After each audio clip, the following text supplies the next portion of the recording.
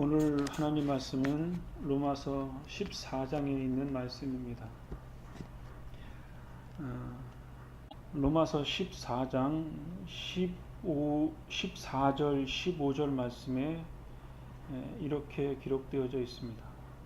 내가 주 예수님 안에 있는 사람으로서 확신하기로는 그 자체로 부정한 음식은 하나도 없습니다. 어떤 음식이 부정하다고 믿는 사람이 있다면 그 사람에게는 그 음식이 부정한 것입니다. 음식 문제로 여러분의 형제가 상처를 받았다면 여러분은 사랑으로 행동한 것이 아닙니다. 그리스도께서 대신해서 죽으신 그 형제를 음식 문제로 망하게 하지 마십시오. 이렇게 기록되어져 있습니다. 로마 시대 때에는 각 나라에 섬기는 다양한 신들이 많이 있었고, 꼭지점에는 로마 황제를 숭배하는 그런 사상이 있었습니다. 고린도 교회에도 문제가 있었지만, 이때 당시에 음식의 문제라고 하는 것은 일단 100% 그런 것은 아니지만 일반적으로 자신들이 섬기는 신에게 제사를 드린 후에 나오는 음식을 먹는 것이 관례입니다. 그러니까 제사를 드릴 때 고기를 제사로 드린 다음에 음식을 먹는다는 거죠. 또 사회 구조적으로, 사회 관념상 그럴 수밖에 없는 사회적 구조적 현상이라는 거죠. 한국에도 제사 지낸 다음에 음식을 먹지 않습니까? 그런 것과 그런데 그것이 기독교인들에게는 문제가 되는 거죠. 아니, 어떻게 하나님 앞에 제사 드린 음식도 아니고 우상에게 드린 음식을 먹을 수 있냐? 우상에게 드렸던 음식을 어떻게 먹을 수 있냐?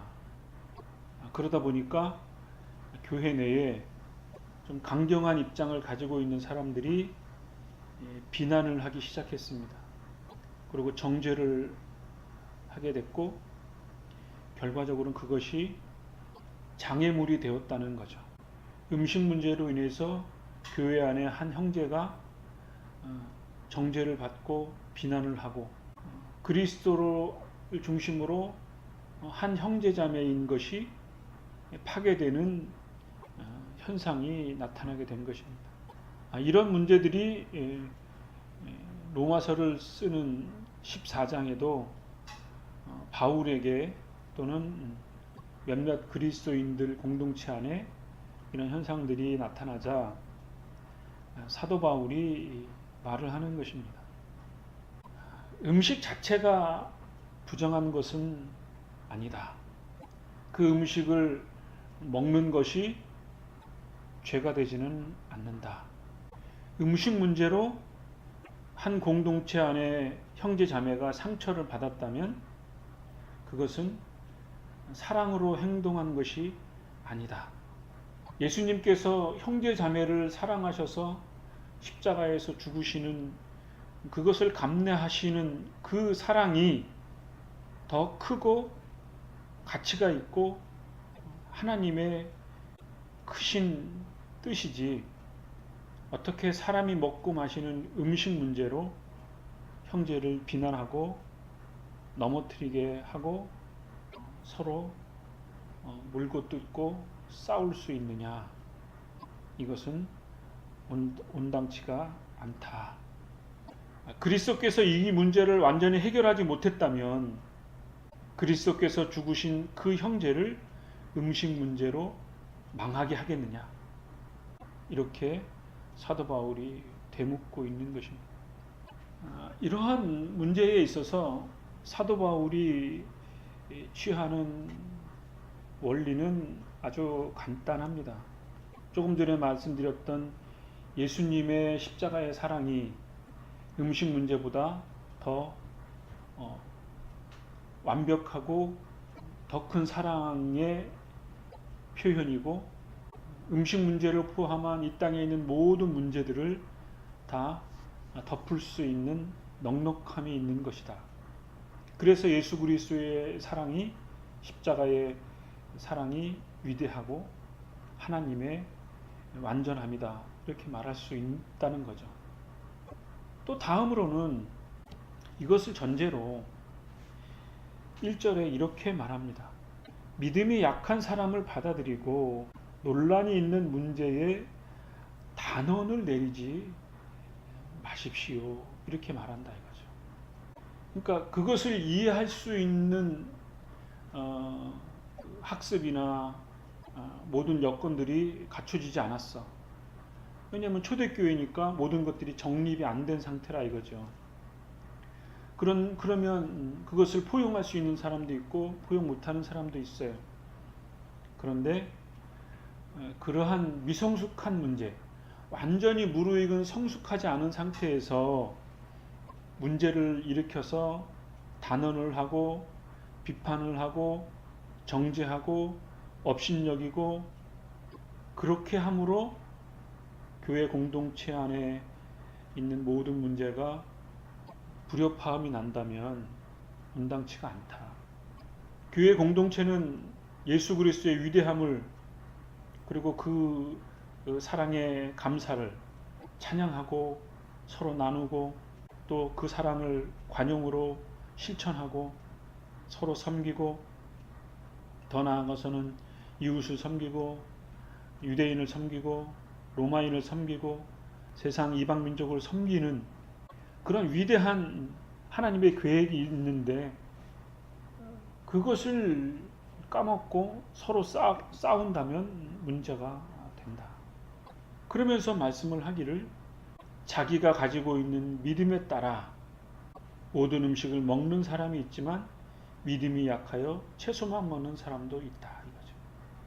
어떤 사람들은 제사를 지낸 음식이기 때문에 나는 고기를 먹지 않고 나는 채소만 먹을 거야. 이렇게 자기의 그 소신을 지킨 사람도 있다 이거죠. 그럼 채소 먹은 사람은 고기 먹은 사람에 대해서 또 비난하겠죠.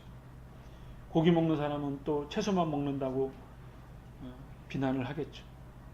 이렇게 업신여기고 비난의 악순환을 끊고 각자 믿음의 분량에 따라서 자기가 이해한 것을 그대로 받고 단언하지 말고 비난하지 말라.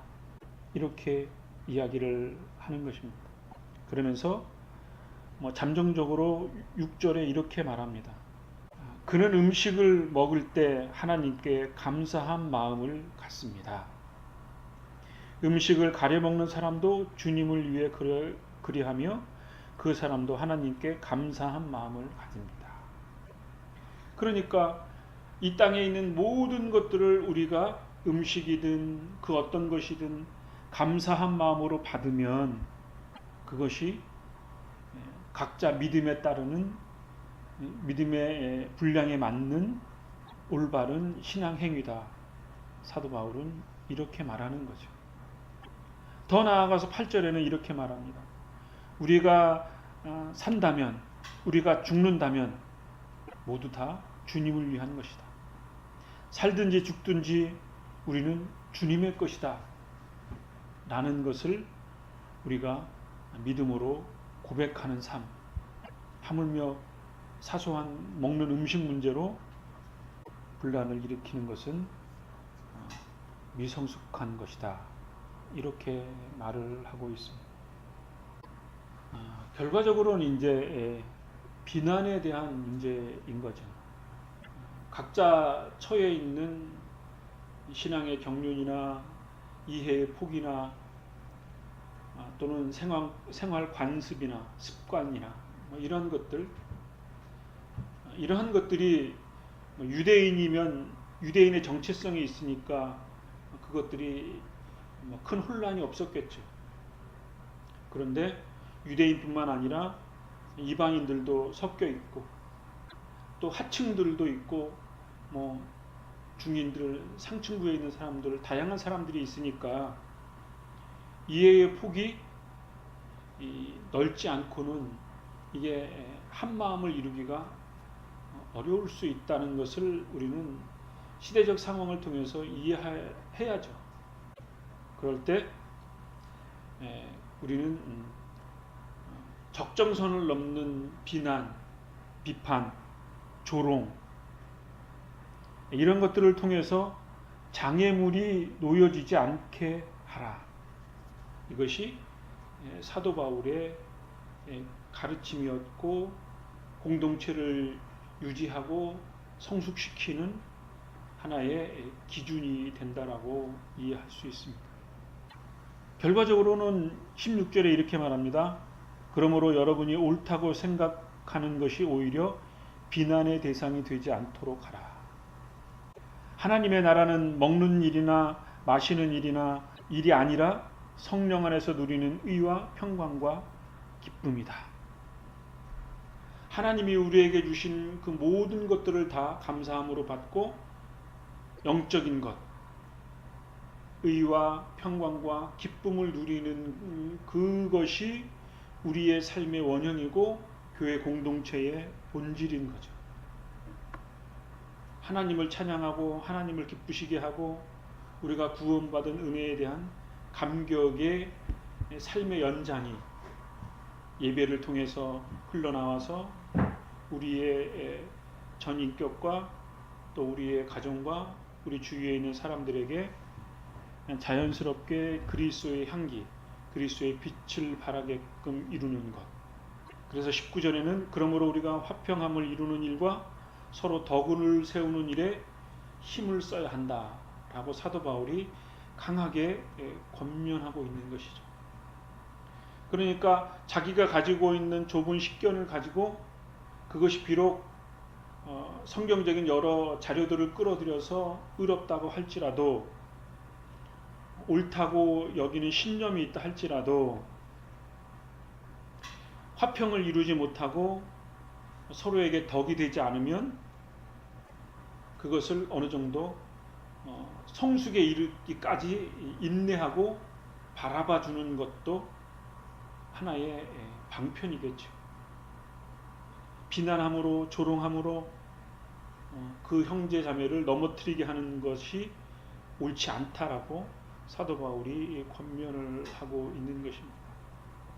결과적으로는 비난, 비판에 대한 문제인데 마태복음 7장에 보면 이제 이러한 말씀이 있습니다. 비판을 받지 아니하려거든 비판하지 말라. 너희의 비판하는 그 비판으로 너희가 비판을 받을 것이요 너희의 헤아리는 그 헤아림으로 너희가 헤아림을 받을 것이다 라고 예수님께서 친히 말씀하셨습니다. 성경을 살펴보면 예수님께서 외식하는 바리새인들에 대해서 비판을 하셨습니다. 아주 원색적인 욕을 하시기도 하셨습니다. 그런 비판이 그릇되다라고 말할 수는 없겠죠. 그러니까 잘못된 그 현상에 대해서 예수님이 명확하게 옳고 그름에 대해서 지적을 하신 것입니다. 그렇게 옳고 그름에 대한 판단의 기준, 옳고 그름에 대한 것을 명확하게 한 것과 비난하고 조롱하고 상대편이 넘어지도록 올무를 놓는 것은 본질적으로 다른 것이죠. 그럴 때 비판할 때 유의할 게 뭐냐면 비판을 하면서 우리도 그런 비판받을 부분이 있을 수 있다 라는 것을 항상 염두에 두고 근신함으로 두려움으로 비판을 해야겠죠. 비판을 한다라고 하는 것은 감정적인 표출인 거죠. 뭔가 내 마음에 거슬렸어. 그래서 감정적인 반응으로서 비판을 하죠. 이성적인 판단이었다면 권면이라는 표현을 했겠죠. 아니면 설득이라는 표현을 했겠죠. 그런데 예수님은 그런 것들이 완벽하신 분이기 때문에 가능할지 모르지만 우리 같은 범인들은 감정이 너무 격하기 때문에 또 미성숙하기 때문에 지나친 혈기나 감정적인 대응으로 마치 바둑을 둘 때 예, 바둑판을 난장판으로 만들어버리는 그런 결과를 도출하기가 우리 일상생활에서는 너무 어렵다는 거죠. 그래서 그 관계가 회복되기가 대단히 어렵습니다. 차라리 그럴 바에는 인내하고 참는 것이 현명할 수 있지 않을까, 그런 생각을 갖게 됩니다. 디모데전서 5장에 보면 어떤 표현이 있냐면 편견을 갖지 말라. 편견으로 상대를 판단하고 정죄하지 말라. 이런 표현이 있거든요. 그러니까 우리가 지나친 비판이라고 하는 것, 정죄라고 하는 것, 비웃음하는 것, 그런 일련의 모든 감정적인 표현들은 우리가 가지고 있는 편견일 수 있는 거죠. 그런 편견들이 우리 일상생활에, 교회 공동체 안에 표출이 된다면 내가 미성숙한 것이 드러날 뿐만 아니라 다른 사람들에게도 시험거리가 되거나 상처가 될 수 있겠죠. 우리가 이런 것들을 좀 염두에 두면서 형제를, 자매를 비판하는 것에 대해서 우리가 조금 더 절제해야 되겠고, 조롱하거나 그런 비인격적인 행위들을 행한다는 것이 신앙적인 바른 자세는 아니다. 그런 생각을 갖습니다. 제가 전에 한번 말씀을 드린 바가 있는 것 같은데, 제가 어떤 분들과 이렇게 좀 관계를 우연치 않게 가질 기회가 있었습니다.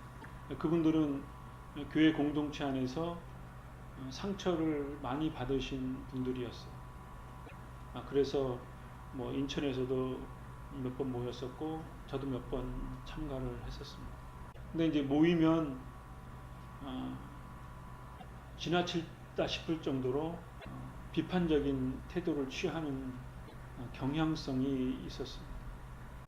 제가 계속 참여할 수도 있었을 것 같은데 어느 순간에 저도 이제 그런 생각이 드는 거죠. 이건 좀 너무 좀 심하다.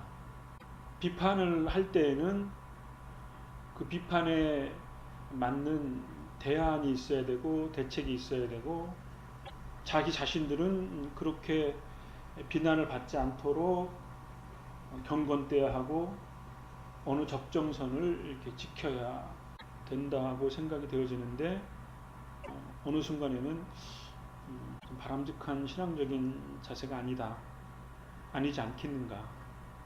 그런 남을 비판하는 것에 대해서 그런 에너지를 쏟는 것이 바람직한가, 그런 회의가 들어서 어느 순간에 이제 관계를 단절한 적이 있었습니다. 저의 행위가 바람직했는지 안 했는지는 솔직히 저도 확신할 수는 없으나, 로마서 14장의 말씀에 따르면 믿음이 약한 사람을 받아들이고 논란이 있는 문제에 단언을 내리지 말라는 사도 바울의 교훈을 되새길 필요가 있다고 여겨집니다. 우리가 가지고 있는 것이 완전한 것이 아니죠. 사도시대 때, 초대교회 때에도 그들이 가지고 있는 모든 잣대가, 판단이 완벽한 것은 아니었습니다. 종교개혁 때 일으킨 수많은 의로운 기치들이 있었습니다. 그런 것들은 우리들에게 위대한 기독교적인 유산으로 남아 있습니다. 그럼에도 불구하고 그것이 절대적인 불변의 원칙이라고 말하기는 어렵죠. 그 대신 그 당시의 상황 속에서 하나의 올바른 이정표를 제시한 것에 불과하다고 이해할 수 있겠죠. 결과적으로는 우리가 가지고 있는 편견 또는 가치 판단, 그런 것들이 완벽할 수 없음을 우리 자신들이 좀 겸허하게 받아들여야 하지 않겠는가 여겨지면서 우리가 받은 믿음의 분량에 맞게 때로는 더 성숙해야 되고, 때로는 인내해야 되고, 때로는 권면을 해야겠죠.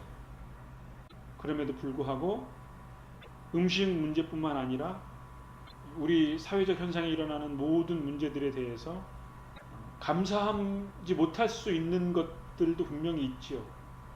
그렇지만 그런 것들을 우리가 교훈으로 삼아 한 단계 발전할 수 있는 신앙적인 자세를 갖고 감사함으로 받아들이고, 그것을 고칠 것은 고치고 개선할 것들은 개선하고, 그래서 우리가 사는 것이나 죽는 것이나 모든 것들이 다 주님을 위한 것이고, 그리고 의로움과 평강과 기쁨을 내 영혼 깊은 곳에서 주님이 주시는 성령의 은혜의 분량에 따라 그것을 누리면서 은혜로 감격하면서 살아가는 우리의 신앙의 삶이 되어질 때, 나 자신이 기쁘고 내가 주님 안에 거하고 주님 한 분만으로 만족하고, 그것이 확장이 되어서 가정과 교회와 공동체와 또는 믿지 않는 사람들에게 은혜의 방편, 은혜의 수단이 되어지는 아름다운 신앙의 모습이 되지 않을까, 그러한 생각을 갖게 됩니다. 결론적으로 14장 23절 하반절에 사도 바울은 이렇게 말씀합니다. 믿음에서 나오지 않는 것은 다 죄입니다. 믿음이라고 하는 것은 성삼위 하나님에 대한 신뢰인 거죠. 모든 것의 모든 것인 거죠. 그분이 이룩하신 것에 대해서 믿음으로 대하지 않는 것은 불신인 거죠. 그분을 믿지 않는 거죠. 그러므로 믿음으로 행하는 우리의 영혼 깊은 곳에서 우러나오는 것과 우리의 행동과 우리의 삶의 자세가 필요한 이 시대라고 여겨집니다. 이런 은혜로 한 주간을 살아가는 저와 여러분이 되어지기를 간절히 바랍니다. 기도하겠습니다.